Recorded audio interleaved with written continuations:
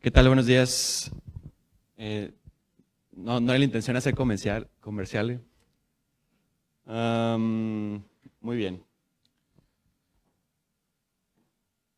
Creo que dentro de al menos el ambiente médico, los factores de riesgo a veces no son incluidos como una diapositiva más en una larga presentación.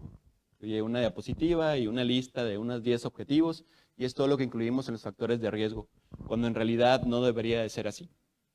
La verdad es que teníamos que tener un mayor enfoque en los factores de riesgo para poder prevenirlos, para poder influir en políticas de salud que tengan un impacto en esa mortalidad.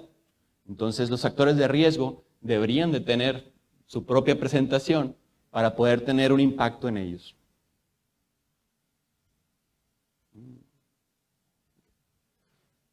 Entonces, como pues ya el doctor Torres lo explicó ampliamente, cáncer de mama básicamente son células malignas que se reproducen sin control.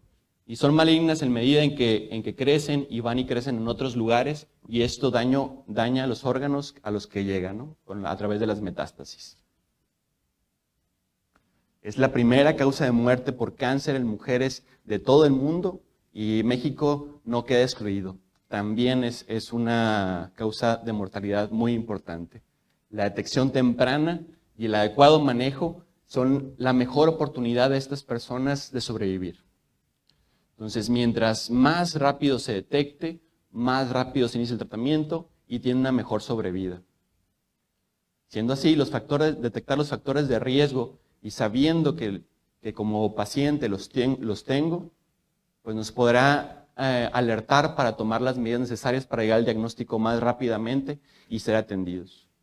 Gran parte de la razón por la que no se hacen estas exploraciones es por la incertidumbre.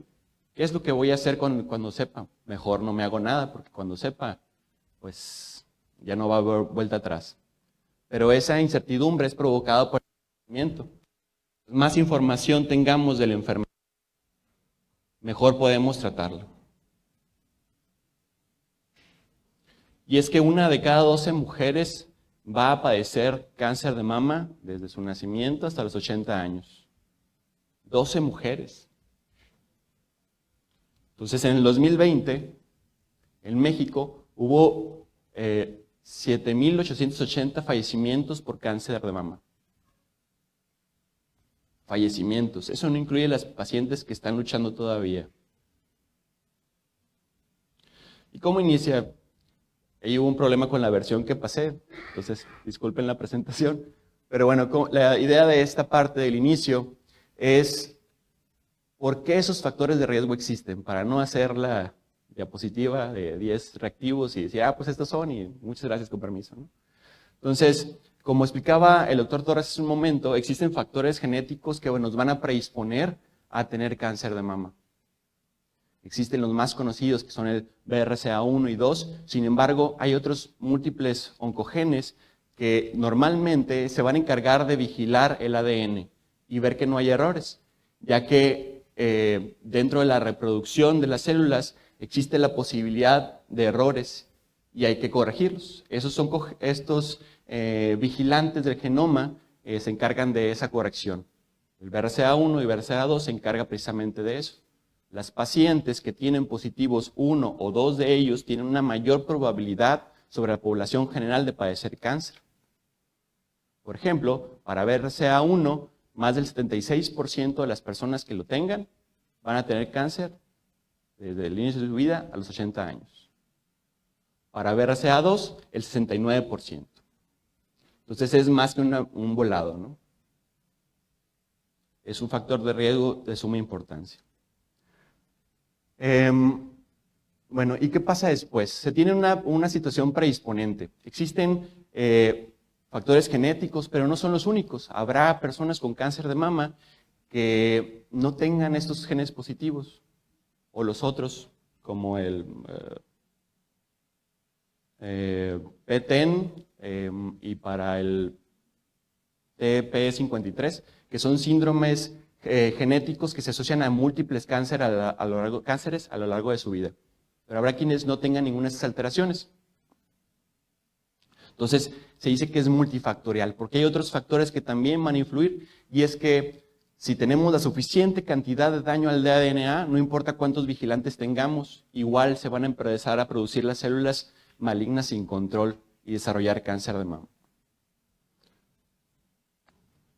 Entonces, una vez que hay suficiente daño, va a haber hiperplasia del tejido y este va a empezar a crecer sin control. Posteriormente va a aparecer la primera lesión precancerosa, en donde ya la célula no cumple la función del tejido original y empieza a no tener limitaciones para su crecimiento. Toda célula de nuestro cuerpo tiene sus días contados, ¿no? Hay una muerte celular que dice en qué momento pues ya no va a cumplir su función o la capacidad que tenga para cumplirla va a disminuir y por lo tanto tiene que ser pues eliminada. El problema es que estas células pues evaden esto, son unas rebeldes y deciden seguir funcionando y desarrollarse y multiplicarse. Y como no pueden realizar su función, pues doblemente dañino. Y además tienen la desfachatez de irse a otros lugares y causar metástasis en esas zonas, alterando la función de los tejidos a donde se dirigen. Y eso lo hace a través de la invasión del tejido. Primero, destruyen la membrana basal que las contiene para extenderse localmente y posteriormente a través de múltiples sistemas como el sistema circulatorio linfático, metástasis locorregionales, o sea, cerca de la mama, como en los tejidos ganglionares de la axila, o a distancia, incluyendo metástasis cerebrales, por ejemplo, o a huesos. Todo esto tiene una importancia. Estas células, por provenir de la mama, tienen esos receptores que comentaba el doctor Torres hace un momento, de hormonas. Y estos están o son utilizados por la célula para decir en qué momento hay que desarrollarse, crecer, multiplicarse. Pero en estas células, como ya dije, va a estar alterada esa regulación. Y esto va a provocar, con la influencia de las hormonas, un crecimiento de esas células malignas. Esa es la parte negativa. La parte positiva es que si tienen los receptores positivos, pues es una terapia blanco. A través de la positividad de esos receptores, podemos hacer algo para bloquearlos, como ya lo comentaba el doctor.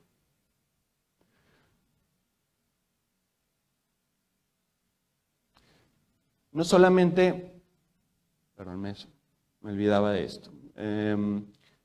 No solamente es a través de la estimulación de los receptores a través del estrógeno en que se va a producir el desarrollo, sino también en que la progesterona va a tener un importante papel en el desarrollo del microambiente tumoral. El microambiente tumoral es el lugar donde se está desarrollando el tumor, pero sus leyes son un poco distintas. La cantidad de oxígeno que se tiene, de recursos que se tiene, es diferente. También hay una mayor cantidad de factores de vascularización que le van a dar riego y los recursos para desarrollarse este tumor. Imagínense un montón de células acumuladas. Mientras más lejos estén las carreteras para que les lleguen los recursos, pues el centro va a empezar a morir. Por eso es que es importante la vascularización para el tumor. Y esta vascularización, como no está diseñada originalmente o no pasó como el resto del cuerpo por selección natural, no es perfecta y causa áreas que no llegan suficientes recursos y tienen por lo tanto unas áreas disquémicas y necróticas que alteran todavía más la función de las proteínas y las interleucinas, los mecanismos de defensa naturales del cuerpo. Entonces la progesterona va a alterar esta situación. Entonces, aunque no funciona a través de receptores como en el caso de los estrógenos, sí va a tener un papel importante en esta regulación inmune. Es por ello que algunos de los factores de riesgo pues ya van a sonar más obvios. El género, por ejemplo. Debido a una mayor cantidad, tanto hombres como mujeres podemos tener cáncer de mama, que a lo mejor no es de dominio tan popular como quisiéramos, pero en realidad ambos géneros pueden padecerlo. Pero del total de casos de cáncer de mama, solo el 1% ocurre en hombres. Entonces es muy baja la cantidad, sin embargo puede ocurrir. Y la razón, bueno, una de las razones es precisamente la exposición hormonal. Mientras más exposición hormonal, pues hay una mayor probabilidad del desarrollo de cáncer, entre todo lo demás genético y ambiental que existe como factores de riesgo, ¿no? Además, pues el tejido mamario va a ser mayor en la mujer que en el hombre.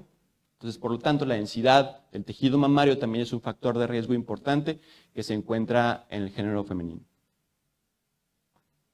La edad. ¿Por qué la edad es importante? Pues porque va a haber un mayor tiempo de exposición a las hormonas. Y entonces, si en la menopausia, ¿qué ocurre? Ya no hay hormonas, al menos. Eso nos dicen en la escuela, ¿no? La realidad es que aunque se disminuye la producción de estrógenos y progesterona, los andrógenos sí se siguen produciendo en una menor medida. Además, hay otros tejidos que la pueden producir. Por ejemplo, esos andrógenos que se producen en ovario o en glándulas suprarrenales pueden llegar al tejido graso y ahí, a través de la aromatasa, convertirse a estradiol y seguir produciendo estrógeno. Eso ocurre más en las pacientes posmenopáusicas. Por eso es que en ellas especialmente es más importante el control del peso. Mientras más tejido adiposo haya, pues hay una mayor producción de estrógeno y mayor probabilidad de cáncer.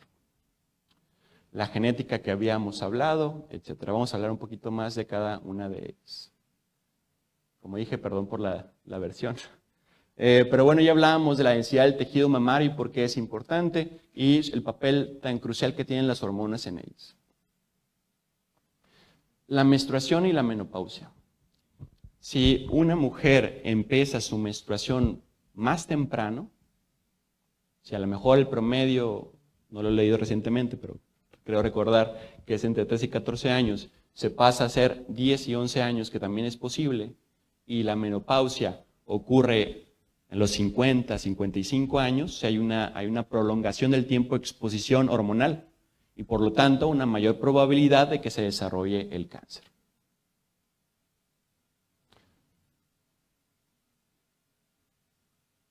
Entonces, bueno, lo que ya comentábamos de los antecedentes, hay algo importante que no comenté, es aparte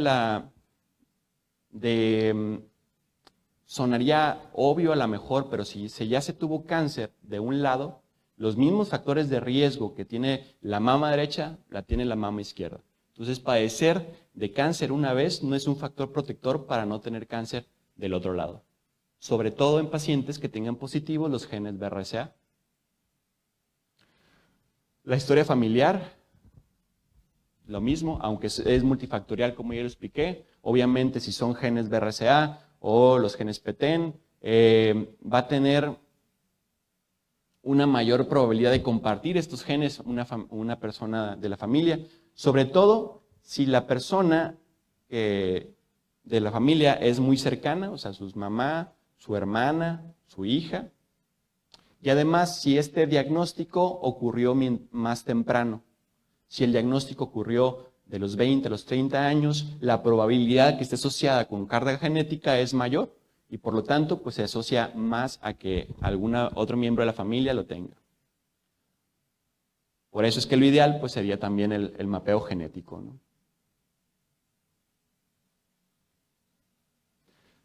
Y bueno, todo esto, pues por desgracia no lo podemos modificar, queremos estar cada vez más jóvenes y pues el tiempo no se detiene, aunque la relatividad tal vez nos diga otra cosa más adelante, quién sabe.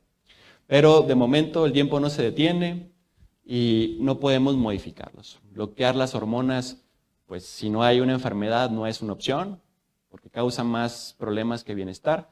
Por lo tanto, esos son los factores, los anteriores, los factores no modificables. Y ahora vamos a hablar de los que sí podemos tener un impacto y donde es importante. Los anteriores nos sirven para saber, yo tengo esos factores de riesgo, entonces todavía más tengo que poner impacto en los que sí puedo modificar. Y aparte, pues estar muy pendiente de los chequeos que se tienen que hacer anuales. Y esos incluyen la obesidad y sobrepeso, la falta de actividad física, el consumo de alcohol, la terapia de reemplazo hormonal, los anticonceptivos orales, la paridad y la edad del primer embarazo, y fumar. Tal vez todos estos ya ahorita suenen más lógicos conociendo el trasfondo hormonal del cáncer. Vamos a hablar un poquito de los que no tanto. Fumar hace un montón de alteraciones, causa muchísimo daño a nuestro organismo. Tal vez se sienta bien emocionalmente, pero no se siente bien físicamente para el cuerpo, ¿no? Y es que va a provocar pues, una gran cantidad, primero, de absorción de CO2, segundo, de un estado proinflamatorio generalizado, y aparte daño endovascular, lo que va a hacer peor cualquier enfermedad, incluyendo cáncer. La paridad y la edad del primer embarazo también juegan un papel importante. Si el primer embarazo es después de los 35 años, es un factor de riesgo para padecer cáncer. Y si no se tienen hijos, también. Y no es una propaganda de que tengan hijos. El problema es que el tiempo que están en el periodo gestante, pues hay un cambio en la producción de hormonas y por lo tanto una menor exposición hormonal a las hormonas que pueden asociarse a cáncer y por lo tanto pues hay un mayor riesgo. Entonces vamos a tener todos los hijos. El problema es que también tener más hijos es factor de riesgo para cáncer cervicuterino. Entonces pues hay que llegar a un equilibrio. Lo importante no es tener sí o no tener, no es los extremos, es planificarlos y ser conscientes de los factores de riesgo que tenemos cada quien como persona, ¿no? Bueno, vamos a hablar un poquito de los otros. Y es que, ¿por qué ser obeso o tener sobrepeso es un problema? Yo creo que eso es discriminación, ¿no? Y bueno, no es que no la haya, pero en este caso, cuando menos en cáncer, al cáncer no le importa la discriminación. No es una cuestión estética, sino que es una situación fisiológica. El estado de tener una mayor, esto es progresivo, ¿no? No es como que, ya tengo 26 de índice de masa corporal, ya tengo todos los factores de riesgo, es progresivo. Mientras más, pues es más el factor, ¿no? Y es que mientras más tejido graso se tenga, va a haber zonas del tejido que no lleguen los recursos adecuadamente. ¿Por qué? Porque no crece el número de adipocitos, sino que crece el tamaño del adipocito. O sea, el adipocito es la célula grasa, ¿no? Entonces contiene dentro de él la grasa. Entonces crece de esta manera. Entonces, mientras más grande sea el adipocito, va a tener un mayor requerimiento de recursos y no se van a poder satisfacer adecuadamente. Va a haber zonas del tejido que sufran más que otras y ese sufrimiento va a provocar un proceso inflamatorio. Entonces, una persona con obesidad, evidentemente es progresivo, mientras más obesidad más, pues está en un estado proinflamatorio crónico.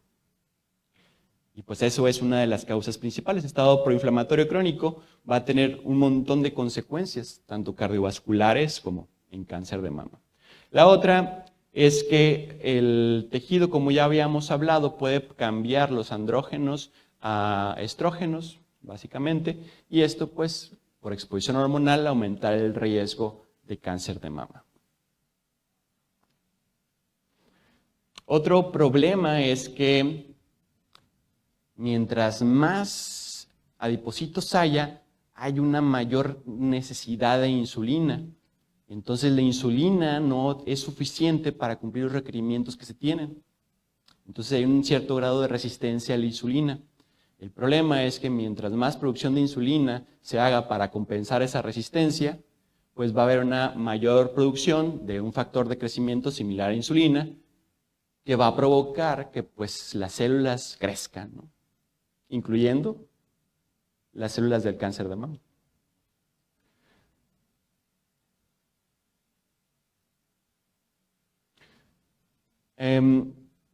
La leptina y la aponectina tienen ciertos factor protector, pero estos van a disminuir el riesgo.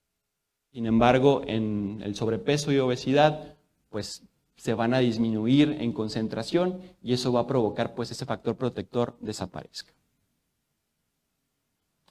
El consumo de terapia de reemplazo hormonal y anticonceptivos orales por una mayor cantidad de tiempo, pues el problema va en función precisamente de la exposición de estas hormonas. Como ya expliqué, mientras más tiempo de exposición hormonal, pues hay una mayor cantidad de riesgo a cáncer de mama. Por eso es que no es que satanice los anticonceptivos, tiene que ser programado. Nuestra maternidad o paternidad tiene que ser planeada. ¿No quiero tener hijos? Perfecto. Una medida permanente. ¿Sí quiero tener hijos? ¿Tantos? Perfecto. ¿Los tengo? Permanente.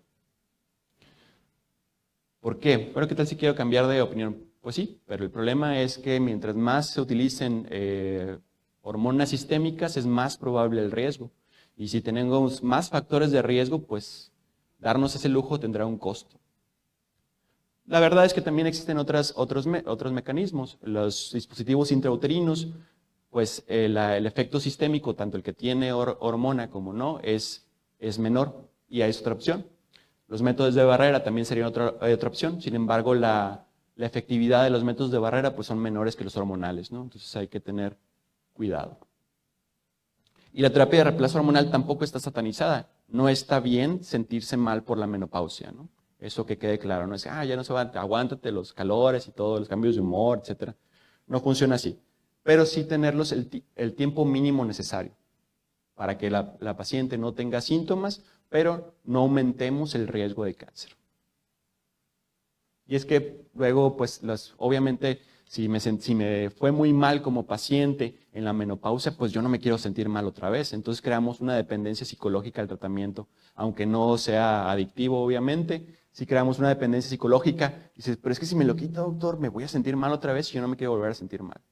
Entonces, sí tenemos que planear ese tratamiento para que sea el más adecuado. Entonces, la nutrición y también la exposición a diferentes químicos, la relación no está tan clara como quisiéramos porque son muchos factores y el hacer estudios con personas en general es un problema, pero más con la dieta porque el control de la dieta pues es difícil. Entonces, la asociación no está tan clara con investigaciones, pero pues podemos hacer algunas aproximaciones al respecto.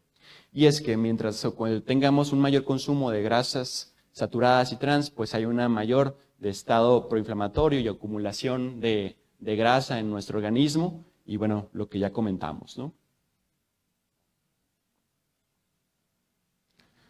El problema de las carnes rojas y las procesadas no es que abajo la carne roja y vamos a hacernos todos veganos. Hay cierta necesidad de cierta cantidad de proteínas.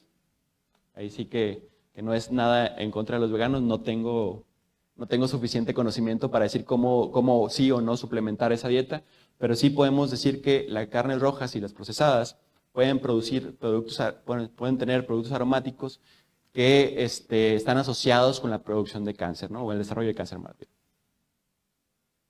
Mientras menos fibra, pues como la dieta de todo buen sonorense que se lo puede permitir, carne asada y tortillas de harina, pues hace que tengamos una menor cantidad de fibra y eso también va a alterar la microbiota intestinal.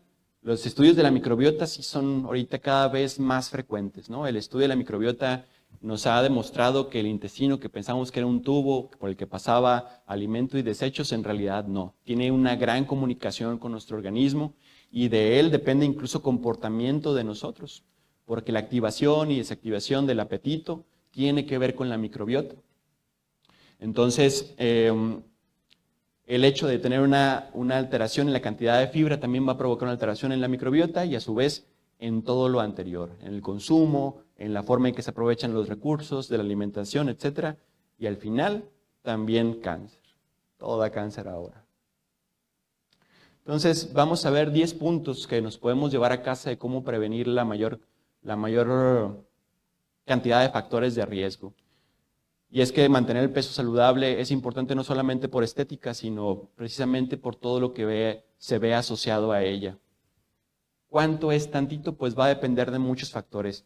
En realidad, el índice de masa corporal a lo mejor no está tan estandarizado para nuestra población, porque pues como muchos estudios a nivel mundial y en la época que se hizo, pues podría tener una tendencia anglosajona, y pues la población en México es distinta, pero sí hay otros mecanismos para ver cuánto es el peso, como el diámetro abdominal, que sí está bien estandarizado para nuestra población, que debe ser menor a 80 en mujeres y menor al 90 en hombres. La actividad física regular es de suma importancia, no solamente para el control del peso, sino que también va a liberar hormonas para disminuir la actividad inflamatoria de los estados proinflamatorios como la obesidad y el sobrepeso. La recomendación de la Organización Mundial de la Salud son 150 minutos semanales de actividad moderada. La actividad moderada pueden ser cosas muy sencillas como ir a caminar a un cierto ritmo. El ritmo es que pueda caminar sin que pueda yo hablar con facilidad con otra persona. Entonces me voy a ir solo, doctor, porque así me dicen los pacientes. Yo, no, puede ir con gente, pues, pero si va acompañado que cuando esté platicando le cueste un poco hablar. No al grado de que no pueda hablar para nada, que se le acabe el aliento, pero sí que le cueste un poco hablar.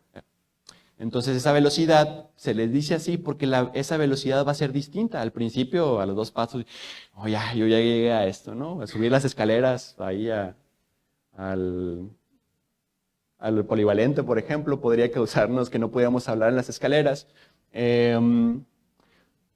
Pero mientras más actividad hagamos, esa velocidad va a ser mayor, se va a requerir un mayor esfuerzo para lograr ese efecto. Entonces, por eso se le dice de esa manera a la paciente. O 75 minutos, pues ya un ejercicio más intenso. Esos son minutos semanales. No se hacen todos de un jalón, me los voy a juntar todos. Debe de ser proporcional a más de 30 minutos y la mayor cantidad de sesiones posibles, que serían más o menos 5 sesiones semanales. La comida saludable, pues incluir más frutas, fibras, etcétera, por todo lo que habíamos hablado, y limitar las grasas saturadas, carnes rojas y procesadas, y obviamente azúcares refinados. Limitar el consumo de alcohol. El alcohol va a causar también muchos cambios a nivel hormonal, sobre todo del tejido graso. No nos alcanzaría el tiempo para hablar con detalle de ello, pero la recomendación es que no tomar más de una bebida alcohólica al día, que no son acumulables. No pueden tomarse, pues el 6 semanal está bien, es lo normal. No funciona de esa manera, ¿no? La recomendación de la Organización Mundial de Salud es una bebida alcohólica al día. No es una indicación de que lo tengan que hacer, ¿no? No es como una manzana al día, aleja al doctor, tampoco funciona así, ¿no? Si quieren, es la recomendación. Evitar el tabaquismo, ya lo habíamos hablado, un estado proinflamatorio, etc. Eso es bien importante, la evaluación del riesgo. Toda paciente arriba de 40 años, de acuerdo a la norma oficial mexicana, se debe hacer una mamografía anual. En caso de por las características de la paciente no se puede hacer la mamografía, ultrasonido de mama. No es el mejor estudio de screening, si vemos la sensibilidad y especificidad, pero es lo que tenemos y hay que usar la mejor herramienta que tengamos disponible. Si después sale otra, pues la otra la utilizamos, ¿no? Si ya sabemos, hay pacientes jóvenes en mi familia que tienen cáncer de mama o que padecieron cáncer de mama y su diagnóstico fue temprano, es muy probable que tengamos cierta predisposición genética, tan importante como los BRCA. Entonces, lo ideal, esperemos que en salud pública en algún momento lleguemos a eso, es que se hagan los mapeos genéticos. Hay pacientes que en su familia tienen mucho cáncer, todos, cada mamá, papá, tíos, etcétera, tienen cáncer. Y dicen, no, pues es que todos ellos tenían cáncer y pues yo vengo porque siento una bolita.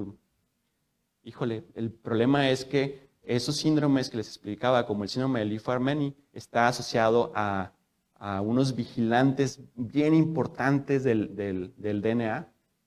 Entonces, ese síndrome puede aumentar muchísimo la probabilidad de cáncer. Quien tenga esa alteración genética, pues probablemente va a desarrollar algún tipo de cáncer. No necesariamente cáncer de mama, pero sí alguno. O incluso en la misma paciente, varios en su vida. Llegué a tener pacientes que tuvieron más de 3 tipos de cánceres distintos antes de fallecer. Entonces, esa asociación de los factores de riesgo es importante para buscar el consejo genético. Acudir con un especialista en genética y decir, ¿sabes qué? Tengo esto, ¿qué me recomiendas? No, pues hay que hacer tal y tal prueba para saber si tienes tal y tal síndrome y a partir de hecho tomar decisiones que podrían ser pues, decisiones fuertes, ¿no? De cirugías profilácticas, por ejemplo.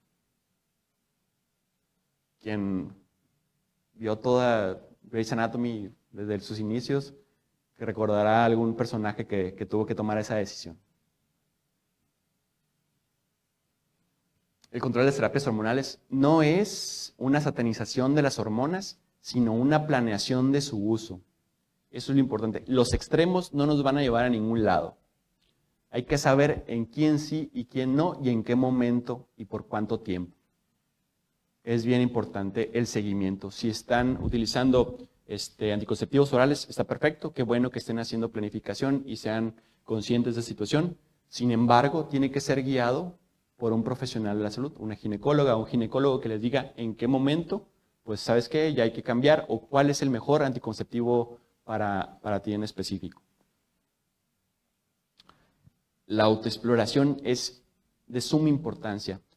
Hace unos momentos en la clase que estaba dando, les comentaba que antes el tabú de hablar de la autoexploración, decir la palabra mama en público, etcétera, pues era un tabú, ¿no? No era algo considerado. Y eso pues hacía más difícil la atención.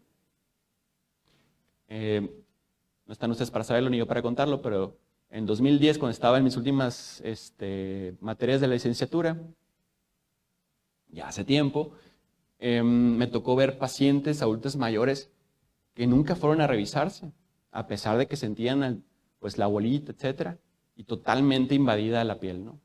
Toda esa zona así, como si fuera película de terror, algo que afortunadamente ya no he vuelto a ver. Y es que precisamente fue por eso, por una situación pues cultural, ¿no? La verdad es que machista, en que no, pues cómo le iban a tocar. Y pues ahora ya era muy tarde, tanto de la paciente como de su familia. Entonces, mientras más información, esos eventos, a lo mejor que parecen pues agobiantes de jóvenes, son importantes por eso, porque es importante socializar el conocimiento para que todos lleguemos a saber que esto pasa y que es importante hablarlo. ¿Sabes qué? Siento una bolita. Hay que ir. Entonces hay que hacer la exploración, que es muy importante, y conocer nuestros cuerpos. La mamografía, a decir pacientes, es la cosa más molesta que han sufrido, otras no. Aparentemente tiene que ver con la persona que les hace el estudio y el aparato que se utilizaron, pero sigue siendo importante. Si por alguna razón pues, no se puede o no quieren hacerse la mamografía, pues hay que hablar con su ginecólogo o ginecóloga para que le diga, bueno, yo soy candidato a hacerme ultrasonido, ¿me sirve hacerme ultrasonido? No, pues sí, es ultrasonido de mama. Pero el hacer el screening es bien importante. Si hacemos el diagnóstico a tiempo, se salvan vidas. La lactancia materna es un boom ahorita, ¿no? No sé si lo han escuchado, pero quien está en contacto con pacientes embarazadas, profesional o personalmente, sabe que es ahorita lo más relevante. Y la verdad es que lo es. O sea, los beneficios para la mamá y para el producto para el bebé son increíbles. En cuestión inmunológica, de desarrollo, prevención de síndrome metabólico, incluso en la adultez, a los que tuvieron lactancia materna exclusiva. Las mujeres hasta bajan de peso porque pues, es una extracción de recursos bien importante. Son un montón de factores que son benéficos, incluyendo que mientras más haya lactancia, el cambio hormonal que se requiere para mantener la lactancia activa va a ser un factor protector para cáncer de mama. ¿Por qué? Pues limita la exposición hormonal a las hormonas que tienen asociación con el cáncer. Entonces, es otra de las razones por las que menos hijos pues, se asocia a cáncer de mama. Ahora, también me siento la obligación de decirles que en ocasiones, por más que se quiera, no se puede. Y los dogmas son hechos para romperse. Hay situaciones en las que no se puede la lactancia y está bien también. Hay que hacer todo lo posible, pero si no se puede, también está bien y sigue siendo decisión de la mamá.